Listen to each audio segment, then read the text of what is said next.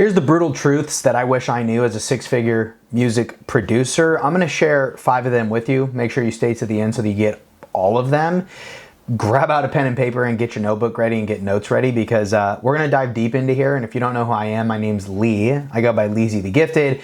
And what I do is I help music producers who are experts, who've already spent thousands of dollars on their gear and courses and are experts at music, but don't make a predictable income with their actual music business. And I help you scale, help you get clients for 2K plus, help you scale to 6 figures.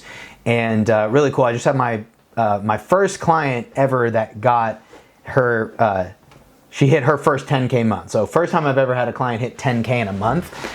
And I'm pretty juiced. I feel like I hit my first 10K month, right? So I'm pretty hyped about it. So anyways, let's get into these brutal truths. The first one is it's not all about the music.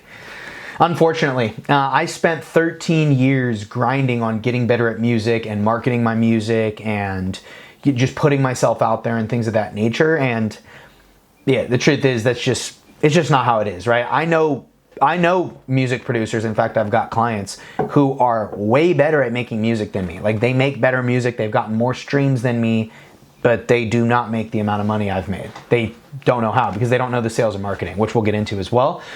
So the truth is, it's not all about the music, right? You can make the best music in the world, but if no one's around to hear it or no one's around to buy it, it doesn't really matter. It doesn't really matter, right? It goes the old saying, if a tree falls in the forest and no one's around to hear it, doesn't make a sound. It's like, you know what I mean? Technically, yeah, but no one hears it, so how do you even know? So that's the first thing, is it's not all about the music.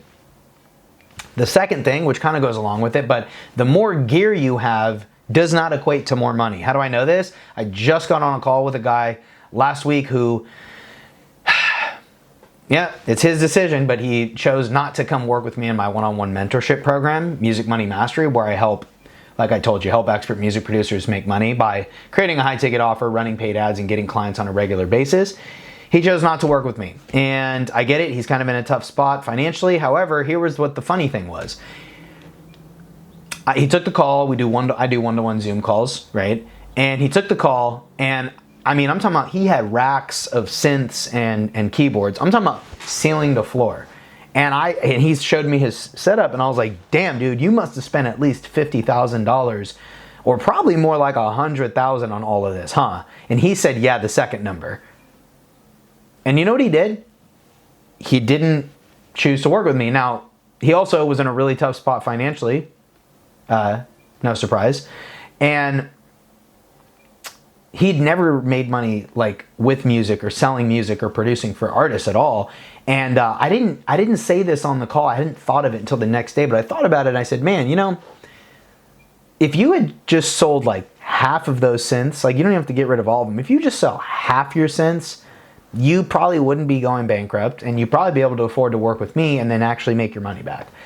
So kind of a sad story, but that's a story of a lot of people who you've spent thousands and thousands, and you don't want to admit it, but tens of thousands of dollars on physical gear, your computer, microphones, plugins, and you probably don't even use, I'm going to go out on a limb and say you probably don't use 75% of the shit that you've bought. I know I don't, and I haven't even spent like that much. Like, I've got a computer, mic, audio interface, I have this keyboard back here, and I've got a lot of plugins, but like, I don't use a lot of the plugins that I bought, a lot. Like, at the end of the day for me, I'm like, dude, let's rip open Splice, let's rip open Arcade, let's rip open Nexus. I'll pull out my keyboard, I'll rip some shit, and like, we'll dial this in and get this rocking and rolling. Like, I usually just stay with that stuff, right? And so I'm like not a big gear person anymore, because I'm like, it's not helping me make more money. So why would I keep buying this shit?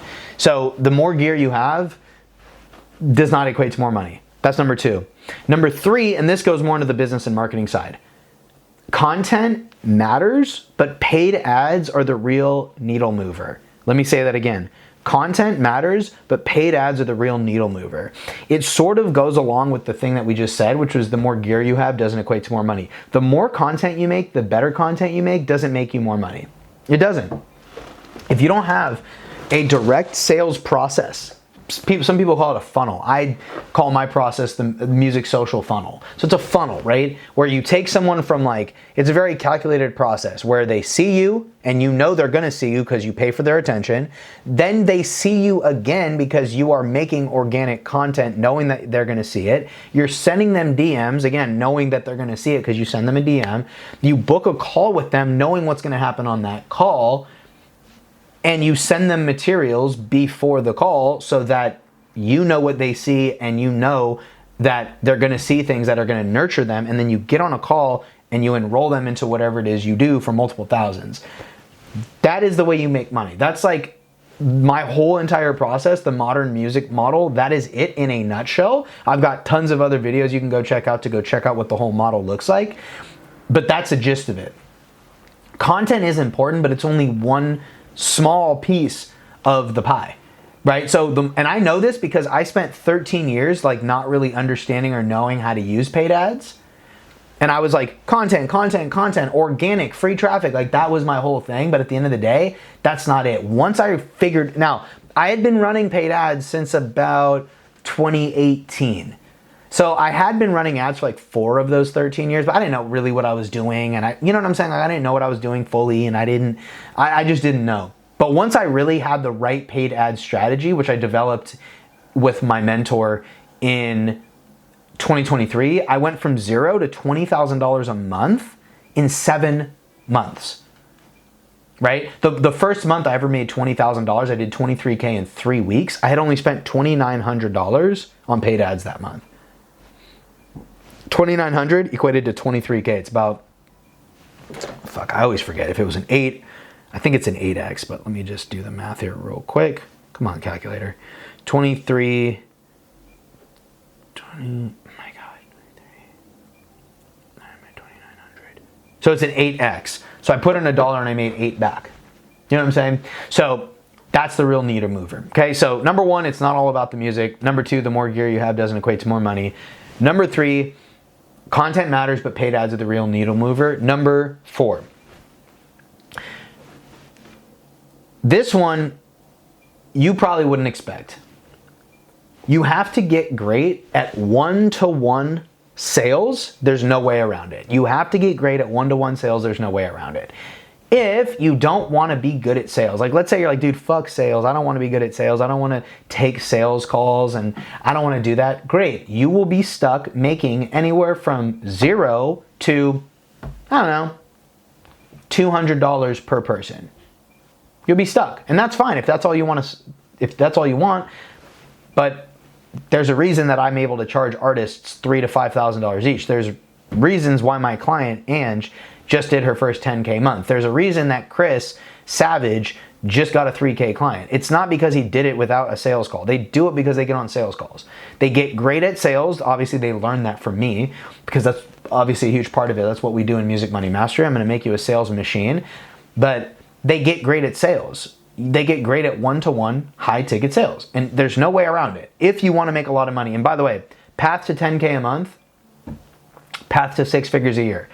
The path to 10K a month is so much easier when you're charging $1,000, $2,000, $3,000, $4,000, $5,000, right? It's so much easier than charging $200. And it's very difficult to get artists to pay you $1,000 without a sales call. If you use a sales call, it's a lot easier.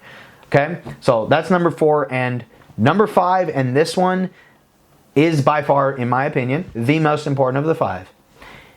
If you don't understand money, you will go broke even if you learn how to make hella money. How do I know? That's what happened to me. I got actually to $20,000 a month, but I didn't know how to manage money. I wasn't saving any money. I just kept reinvesting back into my business, kept hiring more coaches, hired team members, kept spending money on ads. And spending money on ads is actually a good thing because whenever I've never lost money on ads. Since 2023.